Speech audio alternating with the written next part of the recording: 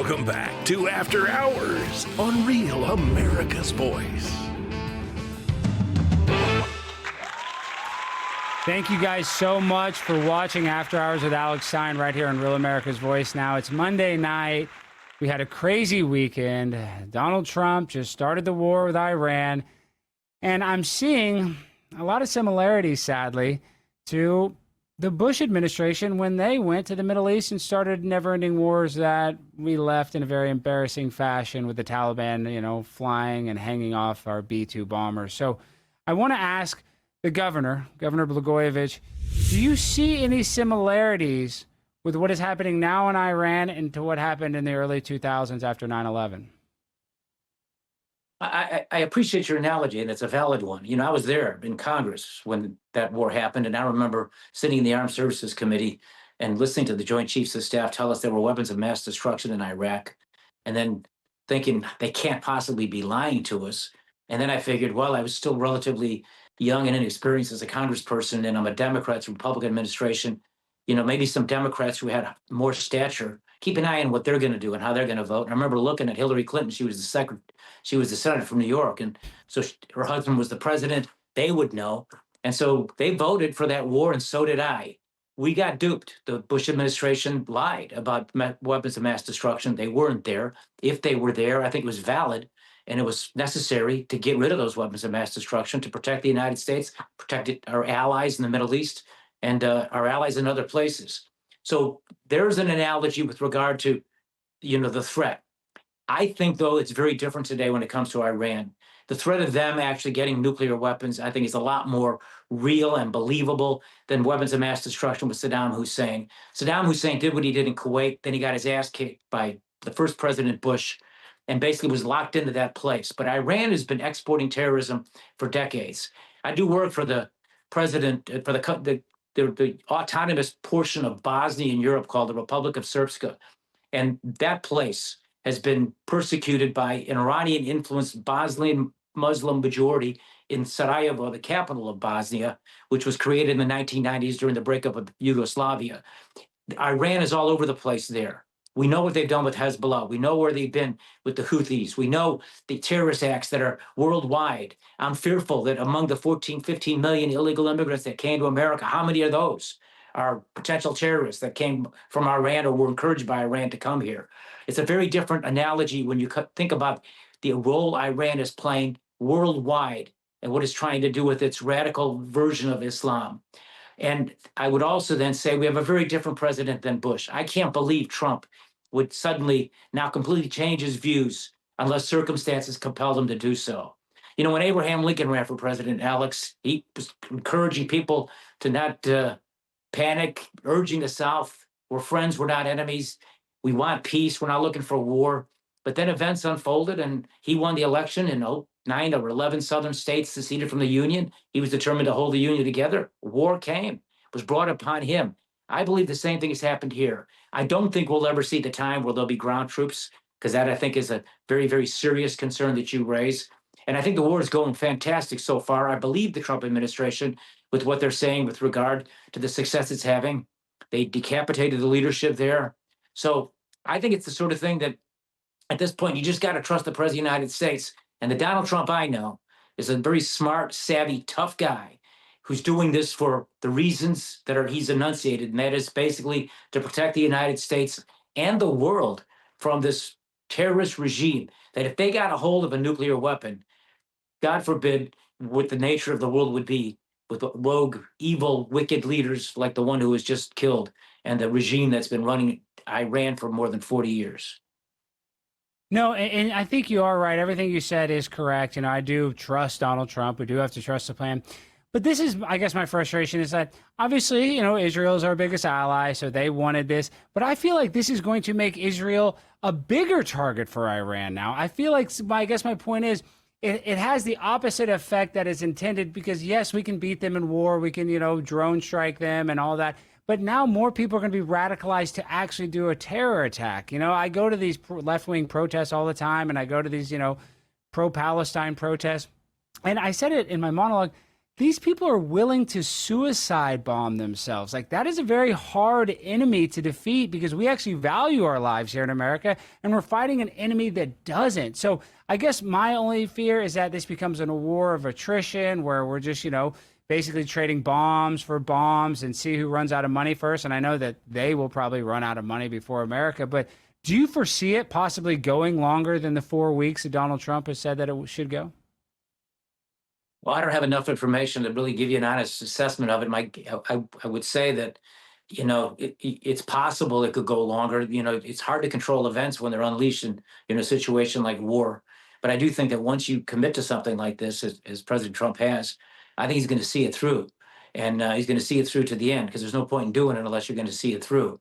And your point about, radical people who martyr themselves and see themselves fighting for a cause more important than their lives, they're very dangerous, and you don't want them to keep using acts of terrorism. On the other hand, you wouldn't want those people to have a nuclear weapon, would you? And I think here No. again, these are the hard decisions the president has to make. And I'm clearly biased because I have such a high regard for President Trump personally, but just stepping away from it and trying to be as objective as I possibly can. I mean, if you really believe they're on the cusp of getting nuclear weapons, if you've tried to negotiate with them and they've been jerking you around, not just in the last 6 months, but for years, if you recognize that the other party, Obama and Biden, were paying them off. Remember that? $9 billion to Iran from Obama to try to keep them from having a nuclear weapon, when in fact they were turning that and accelerating their efforts to get a nuclear weapon. When you think about the alternatives and the possibility that, Trump's not going to be president forever, I think this is necessary. And I give President Trump extremely high marks for having the courage to do something hard like that, recognizing that there will be some people in his political base, who are going to feel like this is not exactly the sort of thing that they were, led to believe was going to be what his presidency was going to be. But leaders have to take the hard decisions when they come upon them. You can't always control events. Oftentimes you have to react to events. And here's a situation where they try to negotiate in good faith, the U.S., Israel, and I think the European Union and our allies, to be able to make sure that Iran doesn't get a nuclear weapon. They've been lying and cheating and covering up and basically buying time to build the weapon because they're determined to do it with help from North Korea, with help from China, and maybe even Russia. So look, it's a hard job being president. You got to make tough decisions. You can't make everybody happy. But I think the long view of history is going to look back on this. And I think I'm cautiously optimistic this is going to work out just right. I think history is going to be very kind to President Trump and elevate him to among our greatest presidents if he's successful in what's being done here in Iran today. Yeah, I think you're right. This is going to be what, seals his legacy. But speaking of former presidents, and you have mentioned him a couple of times now, Barack Obama, I mean, in 2008, he had, so much support. He was so popular, especially within the black community. And then after his presidency, the black community has been very critical because they didn't really get a lot of support for him. But I guess the most important question people want to ask, and it's a two-part question. There are some rumors that he is a little light in the loafers. Now, I don't know if that's true or not, but did he ever hit on you? And is it true Barack Obama smokes cigarettes? Absolutely true for the second question. Absolutely not for the first one. Okay, good. Okay, that's a fair answer. But honestly, I think he is. He plays basketball and stuff. I think he's not gay because I've seen him play basketball. He knows how to fake it if he is. But now, when it comes to Obama giving billions of dollars to Iran and trying to get peace in the Middle East by giving them free money, what do you think is the worst part of Barack Obama, and what has he done in his legacy compared to Donald Trump's legacy? A great question, because I just said a moment ago what I think President Trump's legacy is going to be, and it's going to be historic and monumental. God willing, this works out, and I believe it will. On the other hand, Obama's was a missed opportunity, and by that I mean here we are in 2008. I was there that night. It was magical. Grant Park in Chicago, 500,000 people there. The United States has grown up. We've matured as a country. We've elected our first Black person to the United States to become the president of the United States. Now, any child in America can honestly say, I can one day be that, which is what we as white people could say. What a great thing that was.